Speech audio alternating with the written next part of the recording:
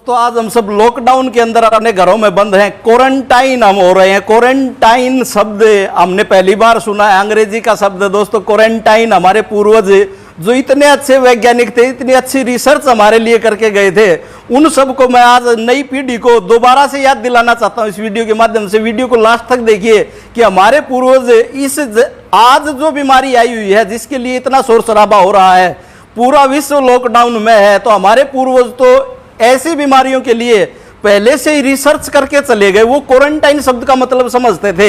कैसे समझते थे, चलो आपको भी एक नए संदर्भ में आज मैं समझाता हूं। दोस्तों बच्चे के जन्म से लेकर जब किसी भी घर में कोई नया बच्चा जन्म लेता था तो 1 महीने के लिए उस जच्चा बच्चा को घर के अंदर ही क्वारंटाइन करते थे, एक अलग कमरे में रखते थे। और बाहर से आने जाने वाला, उसके मायके से भी कोई व्यक्ति आता था तो उसको भी 5 से 7 घंटे अलग बिठाकर फिर उसके साथ मिलने देते थे। ऐसी हमारी समृद्ध परंपरा थी।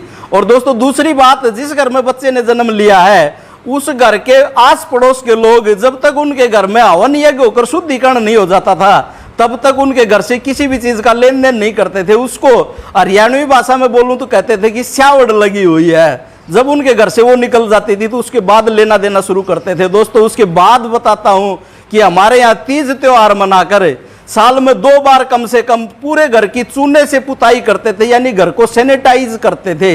इतनी अच्छी हमारी परंपरा थी। तीसरी और बात बताता हूं कि किसी भी अजनबी से जब हम मिलते थे तो हाथ नहीं मिलाते थे। हम अंग्रेज की तरह, जो हम आजकल हमारे पूर्वज टोकते भी थे लेकिन हम सुनते कहां थे, दूर से ही नमस्ते करने की जो हमारी परंपरा थी वो बड़ी ही जेन्युइन परंपरा थी, जो आज के संदर्भ में भी ज्यों की त्यों लागू होती है। और दोस्तों उसके बाद हमारे पूर्वजों का कितना अच्छा विज्ञान था कि कोई भी व्यक्ति घर के बाहर से जब भी आता है तो बाहर पहनने जाने वाली चप्पलें अपने देहरी दरवाजे के बाहर ही निकाल के घर के अंदर प्रवेश करता था। और बाहर, और हमारी खाने की जो परंपरा थी, जो आजकल आप खाते हो ना बैठ के, पिज्जा बर्गर जो भी खाते हो और उसको यूं ही खाना शुरू कर देते हो, दोस्तों हमारी जो परंपरा थी वह क्या थी कि हाथ धोकर खाना चाहिए। हाथ धोकर हम खाते थे। दोस्तों उसके बाद जो आज के संदर्भ में सबसे बड़ी खोज हमारे पूर्वज करके जा चुके थे कि मृत व्यक्ति के साथ उसके अंतिम संस्कार में जितने भी लोग शामिल होते थे वहां से तुरंत आने के बाद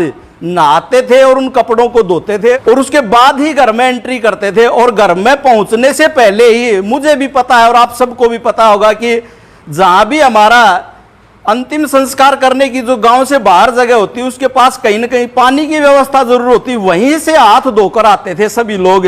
और दोस्तों उसके बाद परंपरा थी कि मृत व्यक्ति के जितना भी सामान, यहां तक कि उसकी चारपाई भी घर से बाहर निकाल देते हो, तो उसके बिस्तर वगैरह, उनको इस विज्ञान का पता था। और जिस घर में मृत्यु हो जाती थी उस घर में उसके आस पड़ोस के पास परिचित मित्र खाना बनाकर देकर तो आते थे लेकिन उस घर से लेता कोई भी कुछ नहीं था। तो दोस्तों इतनी समृद्ध हमारी परंपरा थी। दोस्तों हमारी खास समृद्ध परंपरा, आप किसी भी गांव के चारों तरफ कोनों पर नजर दौड़ाकर देखिए, जो लोग मांस मछली खाते थे, मीट इत्यादि खाते थे, उनको गांव से बाहर बसाया जाता था।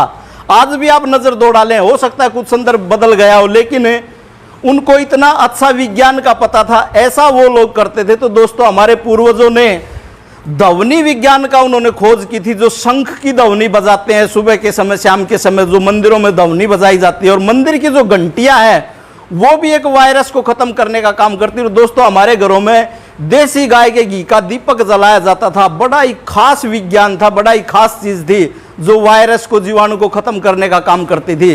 दोस्तों कोई भी, किसी भी घर में कोई भी अनिष्ट होने के बाद उस घर के शुद्धिकरण के लिए उसमें हवन यज्ञ अवश्य ही करवाया जाता था। यह भी हमारे पूर्वजों की खोज थी।